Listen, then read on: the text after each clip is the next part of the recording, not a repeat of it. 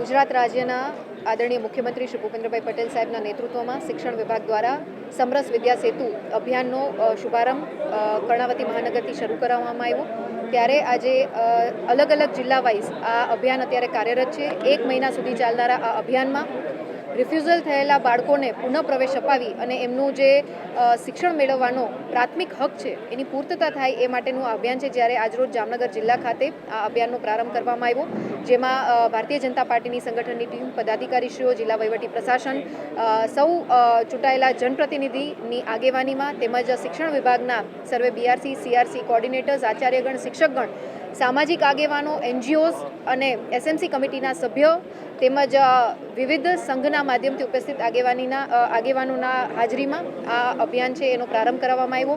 આગામી 3 દિવસ સુધી પ્રતિકાત્મક આ અભિયાન કાર્યરત રહેશે, જેમાં સૌ ચૂંટાયેલા જનપ્રતિનિધિ પોતાની હાજરી દર્શાવી, નોંધાવી અને રિફ્યુઝલ થયેલા બાળકોને પુનઃ શાળાએ પ્રવેશ અપાવવાનું કાર્ય હાથ ધરશે। 1 મહિના સુધી આ અભિયાન સંપૂર્ણ રીતે આકાર લઈ જામનગર જિલ્લાનો જે ડ્રોપઆઉટ રેશિયો છે લગભગ 2022-23માં ડ્રોપઆઉટ રેશિયો 4.87% જેટલો હતો, જે અત્યારે ઘટીને 1.87% થયો છે।